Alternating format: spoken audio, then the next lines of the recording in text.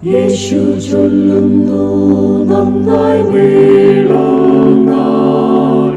ചെറുതിരി രാത്രി പ്രകാശിക്കുമ്പോൾ ഈ ലോകതമസ് നാം ശോഭിക്കാം. നിൻ ചെറുകോണിൽ നീ ഞാനെന്റേത്. ഇന്ന് വായിക്കുന്ന വിശുദ്ധ വേദഭാഗം ആവർത്തന പുസ്തകം 21-ാം അധ്യായം 1 മുതൽ 22 വരെയുള്ള വാക്യങ്ങൾ. നിന്റെ ദൈവമായ യഹോവ നിനക്ക് അവകാശമായി തരുന്ന ദേശത്ത് വയലിൽ ഒരുത്തനെ കൊന്നിട്ടിരിക്കുന്നത് കാണുകയും അവനെ കൊന്നവൻ ആരെന്ന് അറിയാതിരിക്കുകയും ചെയ്താൽ നിന്റെ മൂപ്പന്മാരും ന്യായാധിപന്മാരും പുറത്തു ചെന്ന് കൊല്ലപ്പെട്ടവന്റെ ചുറ്റുമിരിക്കുന്ന അതത് പട്ടണം വരെയുള്ള ദൂരം അളക്കണം. കൊല്ലപ്പെട്ടവന് അധികം അടുത്തിരിക്കുന്ന പട്ടണത്തിലെ മൂപ്പന്മാർ വേല ചെയ്യിക്കാത്തതും നുകം വയ്ക്കാത്തതുമായ ഒരു പശുക്കിടാവിനെ കൊണ്ടുവരണം. ആ പട്ടണത്തിലെ മൂപ്പന്മാർ ഉഴവും വിതയും ഇല്ലാത്തതും നീരൊഴുക്കുള്ളതുമായ ഒരു താഴ്വരയിൽ പശുക്കിടാവിനെ കൊണ്ടുചെന്ന് അവിടെ വെച്ച് പശുക്കിടാവിന്റെ കഴുത്ത് ഒടിച്ചു കളയണം. പിന്നെ ലേവ്യരായ പുരോഹിതന്മാർ അടുത്തു ചെല്ലണം. അവരെയല്ലോ നിന്റെ ദൈവമായ യഹോവ തനിക്ക് ശുശ്രൂഷ ചെയ്യുവാനും യഹോവയുടെ നാമത്തിൽ അനുഗ്രഹിപ്പാനും തിരഞ്ഞെടുത്തിരിക്കുന്നത്. അവരുടെ വാക്കിൻ പ്രകാരം സകല വ്യവഹാരവും അടികലശലവും തീർക്കേണ്ടതാകുന്നു. കൊല്ലപ്പെട്ടവന് അടുത്ത പട്ടണത്തിലെ മൂപ്പന്മാർ എല്ലാവരും താഴ്വരയിൽ വെച്ച് കഴുത്തൊടിച്ച് പശുക്കിടാവിന്മേൽ തങ്ങളുടെ കൈ കഴുകി, ഞങ്ങളുടെ കൈകൾ ആ രക്തം ചിന്നിയിട്ടില്ല, ഞങ്ങളുടെ കണ്ണ് അത് കണ്ടിട്ടുമില്ല. യഹോവേ, നീ വീണ്ടെടുത്തിട്ടുള്ള നിന്റെ ജനമായ ഇസ്രായേലിനോട് ക്ഷമിക്കണമേ. നിന്റെ ജനമായ ഇസ്രായേലിന്റെ മധ്യേ കുറ്റമില്ലാത്ത രക്തം ഇരിപ്പാൻ ഇടവരുത്തരുതേ എന്ന് പറയണം. എന്നാൽ ആ രക്തപാതകം അവരോട് മോചിക്കപ്പെടും. ഇങ്ങനെ യഹോവയ്ക്ക് ഹിതമായുള്ളത് ചെയ്ത് കുറ്റമില്ലാത്ത രക്തം നിങ്ങളുടെ ഇടയിൽ നിന്ന് നീക്കിക്കളയണം.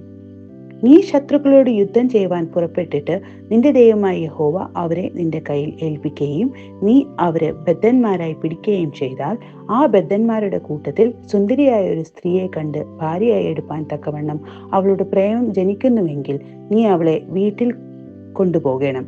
അവൾ തലമുടി ചിരയ്ക്കുകയും നഖം മുറിക്കുകയും ബദ്ധവസ്ത്രം മാറി നിന്റെ വീട്ടിൽ പാർത്ത് 1 മാസം തൻ്റെ അപ്പനെയും അമ്മയെയും കുറിച്ച് ദുഃഖിക്കുകയും ചെയ്ത ശേഷം നീ അവളുടെ അടുക്കൽ ചെന്ന് അവൾക്ക് ഭർത്താവായും അവൾ നിനക്ക് ഭാര്യയായും ഇരിക്കണം.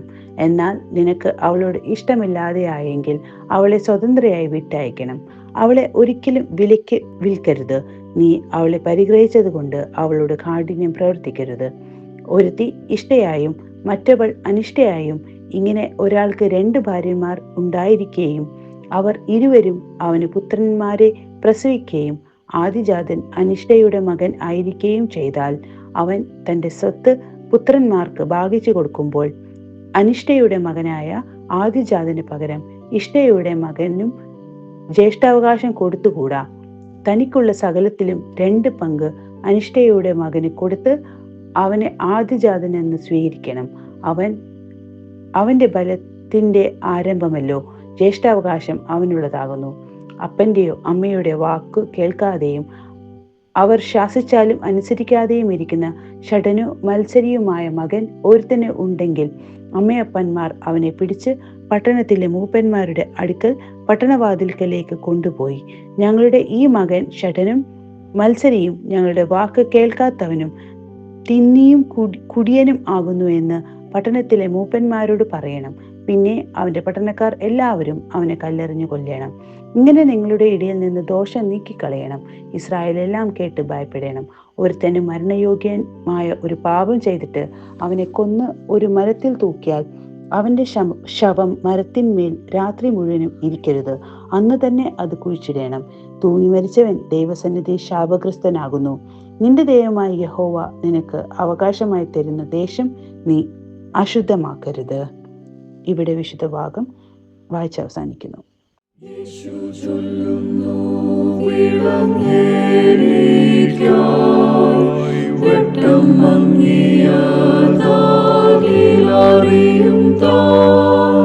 സ്വർഗത്തിൽ നിന്നു നോക്കും നമ്മെ താൻ നിൻ ചെറുകോണിൽ നീ ഞാനെന്റേത്.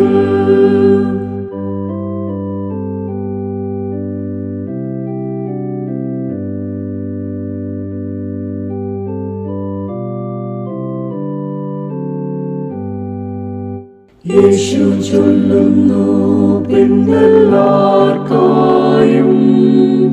പാപദുഃഖം മൂട്ടു ലോകത്തിലെല്ലാം ചുറ്റും അന്ധകാരം നാം ശോഭിക്കാം നിൻ ചെറുകോണിൽ